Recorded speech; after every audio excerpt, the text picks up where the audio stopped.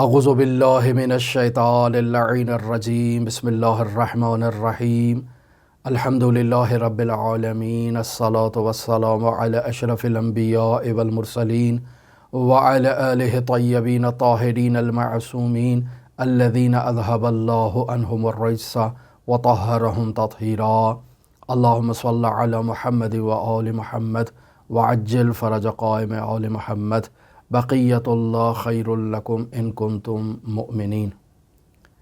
حضرت صاحب العصر والزمان منجی عالم بشریت، وہ ہستی جس کے انتظار میں تمام کائنات انتظار کر رہی ہے، اس ہستی کے بارے میں کچھ کلمات ادا کرنے کے لیے ہمیں یہ موقع دیا حوزہ علمیہ نجف اشرف کے فاضل علماء نے اور بزرگان نے، اور در واقع اس پر آشوب دور میں وقت نکالا، اس پر آشوب دور میں امام زمان اجل اللہ تعالی فرجہ الشریف کی یاد کو تازہ کرنے کے لیے اور انہیں لوگوں کے درمیان متعارف کروانے کے لیے اس پروگرام کا اہتمام کیا گیا۔ اس ہستی کی یاد منانے کا پروگرام منعقد کیا جا رہا ہے کہ لمحہ لمحہ لحظہ لحظہ ہم اس ہستی کے فیض سے فیضیاب ہو رہے ہیں۔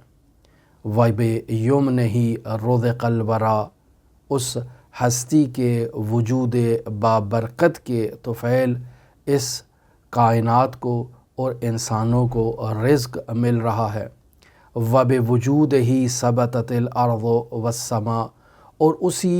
بابرکت ہستی کے نورانی وجود کی برکت سے زمین و آسمان کو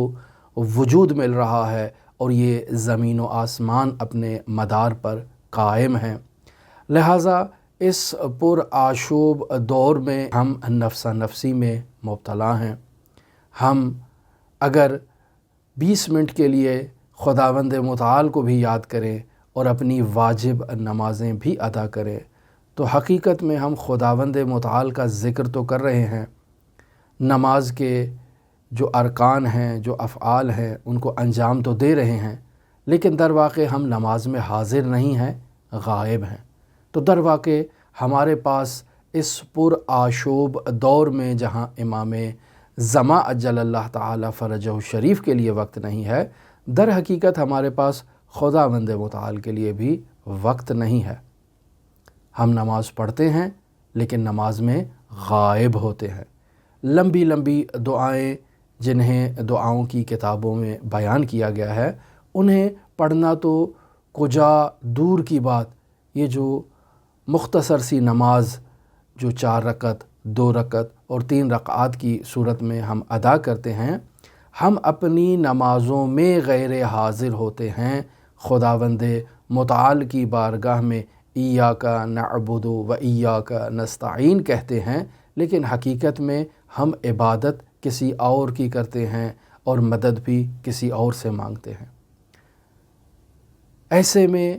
امام زمان اجل اللہ تعالی فرجہ الشریف کی یاد منانا، خلوص کے ساتھ یاد منانا،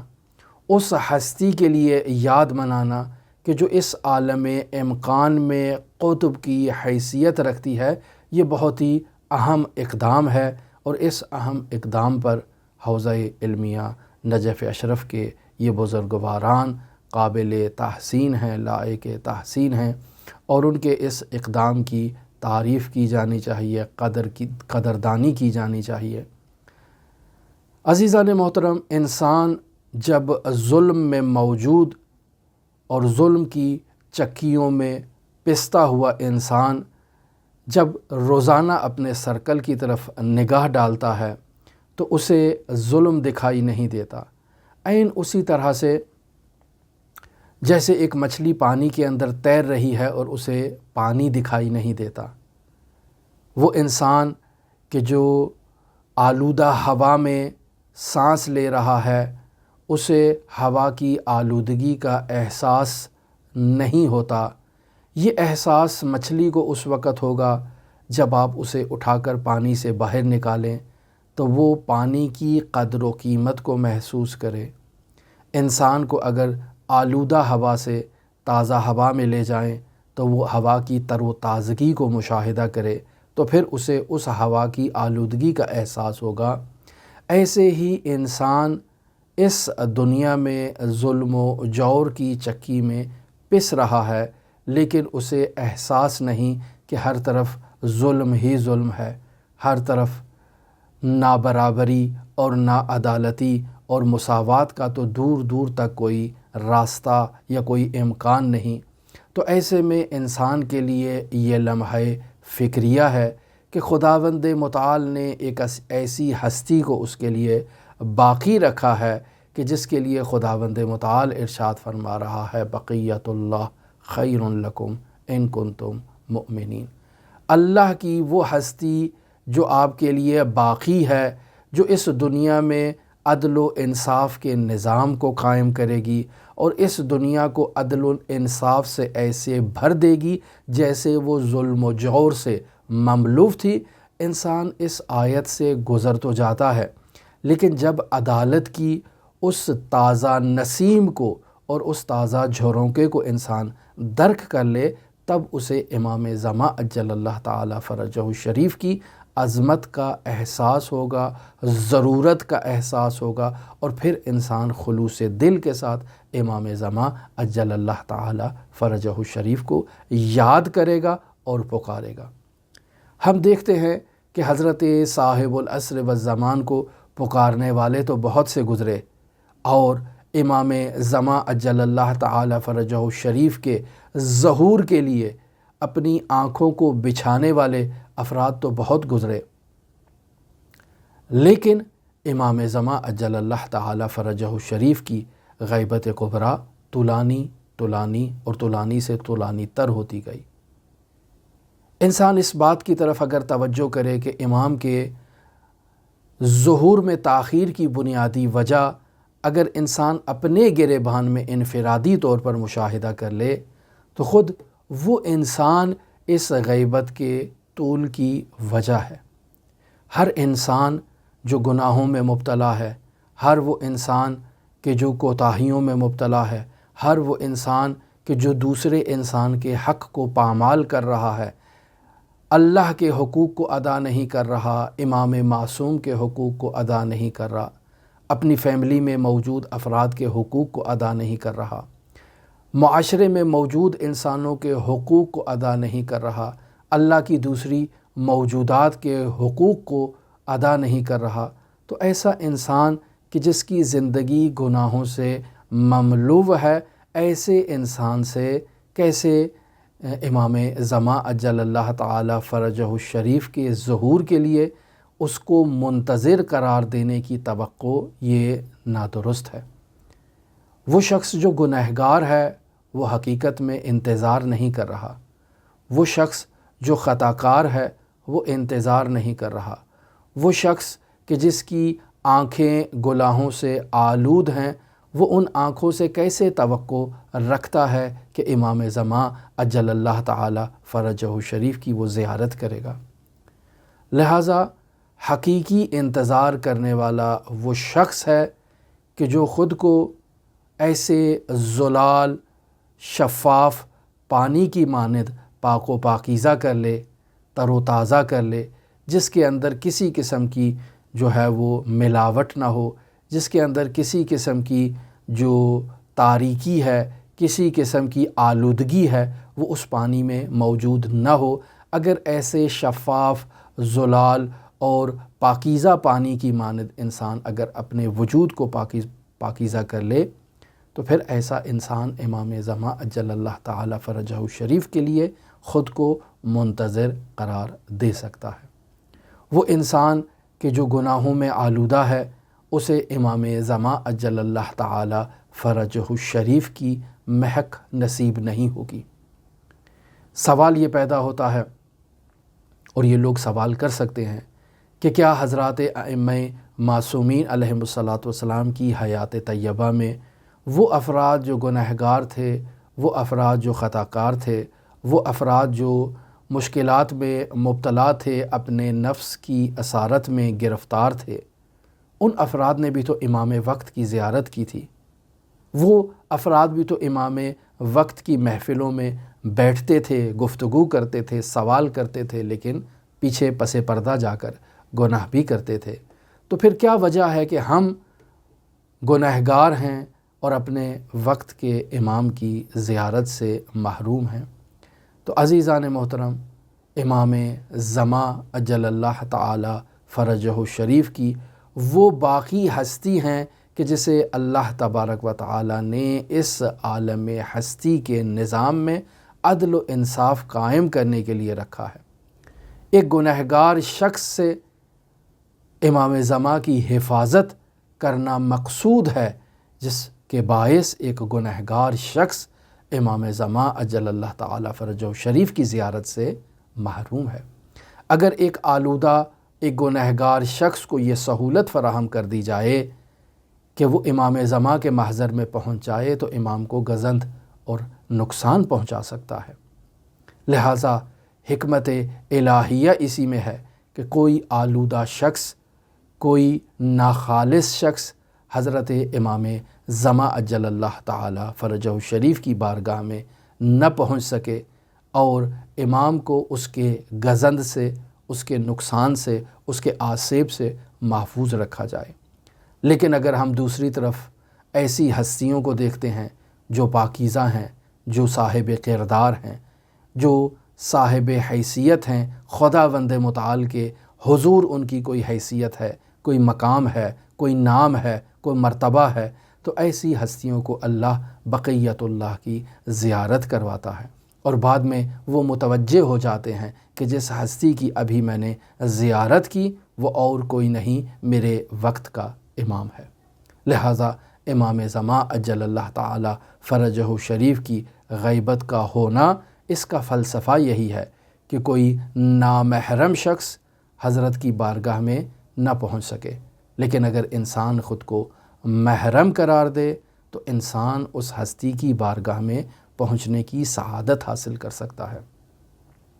وہ ہستی کہ جس کے وجود بابرکت کی بدولت ہی رزق پہنچ رہا ہے اور زمین و آسمان کا یہ نظام قائم ہے، بیمنہ رزق الورا و بوجودہ ثبتت الارض والسماء۔ یہ در حقیقت اس عالم امکان میں امام معصوم کے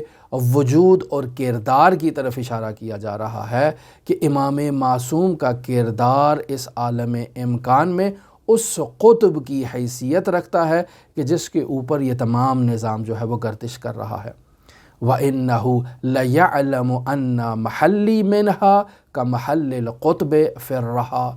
یعنی وہ بہتر جانتے ہیں کہ میرا مقام اس عالم ہستی میں اس قطب کی حیثیت سے ہے کہ جس کے گرد یہ تمام جو ہے وہ چکی گھومتی ہے۔ لہٰذا ہماری انفرادی زندگی میں، ہماری معاشرتی زندگی میں اگر امام زمان اجل اللہ تعالی فرجہ الشریف کو ہم نے مقام نہیں دیا تو پھر ہم خسارے میں ہے۔ ہماری یہ ذمہ داری ہے کہ امام زمان اجل اللہ تعالی فرجہ الشریف کو وہ مقام عطا کریں اپنی زندگی میں، خود کو امام زمان اجل اللہ تعالی فرجہ الشریف کا محرم قرار دیں، خود کو امام زمان اجل اللہ تعالی فرجہ الشریف کے قریب کرنے کے لیے خود کو گناہوں سے پاک و پاکیزہ کریں، تو پھر دیکھیں کہ کیسے امام زمان اجل اللہ تعالی فرجہ الشریف کی زیارت ہمیں نصیب ہوتی ہے۔ ہمیں اپنی زندگی کے مدار میں امام زمان اجل اللہ تعالی فرجہ الشریف کو قطب قرار دینا ہے۔ اپنی زندگی کے تمام اعمال و رفتار میں امام زمان اجل اللہ تعالی فرجہ الشریف کو قطب قرار دینا ہے۔ جب ایسا کرنے میں کامیابی نصیب ہو جائے تب امام زمان اجل اللہ تعالی فرجہ الشریف کی زیارت بھی نصیب ہوگی اور ہم ان کے وجود سے فیضیاب بھی ہو سکیں گے۔ ہر انسان جب صبح اٹھتا ہے تو اس کی ذمہ داری ہے کہ وہ امام زمان اجل اللہ تعالی فرجہ الشریف کو اپنی زندگی میں قطب قرار دے، شرط کرے اپنے ساتھ کہ میں اپنی زندگی میں اور آج کے دن امام زمان اجل اللہ تعالی فرجہ الشریف کو قطب قرار دوں گا۔ لہٰذا آج کے دن کوئی ایسا فعل میرے اعضاء و جوارح اور وجود سے سرزد نہیں ہوگا جس پر امام زمان اجل اللہ تعالی فرجہ شریف راضی نہ ہو۔ یہ اپنے آپ سے شرط کرے۔ شرط کرنے کے بعد تمام روز اپنا خیال رکھے کہ کوئی ایسا فعل اس سے سرزد نہ ہو پائے کہ جس کے باعث امام زمان اس سے ناراض ہوں۔ پہلے مشارطے کی کیفیت ہو گئی، بعد میں مراقبے کی کیفیت ہو گئی، اب رات کو بیٹھے اور اپنا حساب کرے کہ آج 24 گھنٹے کے اندر میں نے امام زمان اجل اللہ تعالی فرجہ شریف کو اپنی زندگی میں جو قطب قرار دیا تھا، محور قرار دیا تھا، تو کیا میں نے کوئی ایسا کام انجام تو نہیں دیا جو اس محور سے ہٹ کے ہو، جس کام پر وہ قطب مجھ سے راضی نہ ہو۔ اگر کسی ایسے عمل کو اپنی زندگی میں آج کے دن ان 24 گھنٹوں میں آپ نے تلاش کر لیا تو پھر اب مرحلہ آتا ہے عتاب کا۔ خود کو سزا دی جائے، خود کے لیے ایک سزا تجویز کی جائے کہ اگر میں نے آج 24 گھنٹوں کے دوران کوئی ایسا عمل انجام دیا کہ جس عمل کے باعث میرا معصوم امام مجھ سے راضی نہ ہو، تو کل کے دن میں اللہ کی خوشنودی کے لیے روزہ رکھوں گا۔ اپنے آپ کو عتاب دے اس فعل سے، اس عمل سے کہ جس عمل پر میرا مولا مجھ سے راضی نہیں ہے۔ خود کو پاکیزہ کرنے کے لیے اس عمل کی ناخالصی سے خالص کرنے کے لیے خود کو عادت دے، کسی ایسی چیز کو خود کے لیے تجویز کرے، نظر کرے، خود کے اوپر عہد کرے، قسم کھائے اور اس طرح سے خود کو عتاب دے کہ میں امام زمان اجل اللہ تعالی فرجہ شریف کے لیے آئندہ اپنی زندگی میں ایسی کوتاہی نہیں کروں گا۔ لہٰذا ہم دیکھتے ہیں کہ ہر وہ مومن شخص جب صبح اٹھتا ہے تو باقاعدہ اپنے آپ سے اس شرط کو کرتا ہے اور باقاعدہ اس دعا کو پڑھتا ہے، اللہم انی اجدد لہو فی صبیحۃ یومی ھذا وما عشت من ایامی عہدا وعقدا وبیعتا لہو فی عنقی لا احول عنہ ولا اضول ابدا۔ اے میرے پروردگار، آج کی صبح میں یہ عہد کرتا ہوں کہ اپنی آخری سانس تک امام زمان اجل اللہ تعالی فرجہ شریف کا وفادار رہوں گا۔ میں یہ عہد کرتا ہوں اور اس ہستی سے بیعت کرتا ہوں، اور اس عہد اور بیعت سے ہرگز میں پیچھے نہیں ہٹوں گا۔ کیوں؟ چونکہ وہ ہستی میری زندگی میں قطب کی حیثیت رکھتی ہیں، محور کی حیثیت رکھتی ہیں۔ لہٰذا میں نے اپنی زندگی میں ہر روز صبح اٹھ کر اس عہد کو اپنے ساتھ کرنا ہے جو مشارطہ کہلائے گا،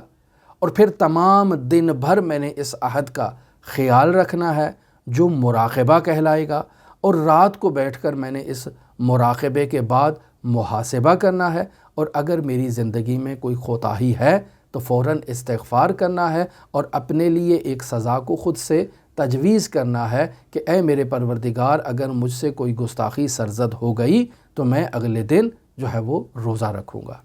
اور اس طرح سے انسان خود کو پاکیزہ کرنے کی اگر ہر روز عادت ڈال لے تو یہ انسان خود بخود اصلاح کی طرف جائے گا، خود بخود خود کو آمادہ کرے گا امام زمان اجل اللہ تعالی فرجہ شریف کے حضور شرفیاب ہونے کے لیے۔ وَهُوَ عَهْدِي إِلَيْكَ، یہ انسان ہر روز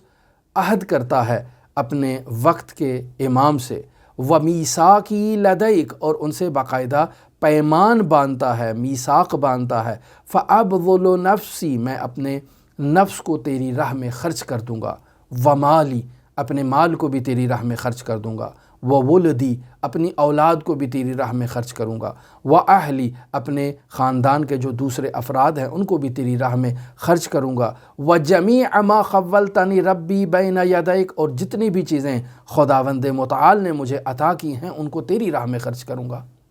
انسان جب امام زمان سے عہد کرتا ہے، اور عہد بھی ایسا عہد کرتا ہے ہر روز اٹھ کر کہ میں خود کو تیرے لیے تیار کروں گا، اور اپنی اولاد کو، اپنے بیوی بچوں کو، اپنے فیملی ممبرز کو، اپنے معاشرے کے لوگوں کو، اپنے اہل و عیال کو، اور ہر وہ چیز جو تو نے مجھے عطا کی ہے اسے میں تیری راہ میں خرچ کروں گا، اس عہد پہ میں وفادار ہوں۔ پہلے مشارطہ کرے، پھر مراقبہ کرے، پھر محاسبہ کرے اور پھر عتاب کی کیفیت ہو۔ تو عزیزان محترم، یقیناً ہر انسان امام زمان اجل اللہ تعالیٰ فرجہ شریف کی بارگاہ میں پہنچنے کے لیے آمادہ ہو جائے گا، اور اس طرح سے اگر معاشرے کا ہر فرد خود کو امام زمان اجل اللہ تعالیٰ فرجہ شریف کے لیے خالص کر دے، خود کو امام زمان اجل اللہ تعالیٰ فرجہ شریف کی خدمت میں پہنچانے کے لیے تیار کر دے، تو مدینہ مدینہ فاضلہ بن جائے گا، اور امام زمان اجل اللہ تعالیٰ فرجہ شریف کے نورانی وجود کی ہمیں زیارت نصیب ہوگی، اور اس دنیا کا نظام جو ہے وہ عدل و انصاف سے بھرنے والی ہستی جو ہے وہ تشریف لے آئیں گی۔ وَبَقِيَّةُ اللَّهِ خَيْرٌ لَكُمْ إِن كُنتُم مُؤْمِنِينَ، اللہ کی باقی ہستی آپ کے لیے خیر ہے، جو آئے گی اور عدل کا نظام نافذ کرے گی، وہ آپ کے لیے خیر کی حیثیت رکھتی ہے۔ ان کنتم مؤمنین، اگر آپ اس بات پر عقیدہ رکھتے ہوں، اس بات کو سمجھتے ہوں، تو اس کے لیے جد و جہد کریں۔ ہماری دعا ہے کہ خداوند متعال ہمیں حضرت صاحب العصر والزمان کے ظہور کے لیے خود کو اور اپنے اطراف کے ماحول کو اور معاشرے کو تیار کرنے کی توفیق عطا فرمائے۔ آپ تمام عزیزان کے لیے امام علی ابن موسیٰ الرضا علیہ آلاف و تحیت و ثنا کی نورانی بارگاہ سے نائب الزیارہ بھی ہوں اور دعا گو بھی ہوں۔ اللہم صلی علی محمد و آل محمد وعجل فرج قائم آل محمد۔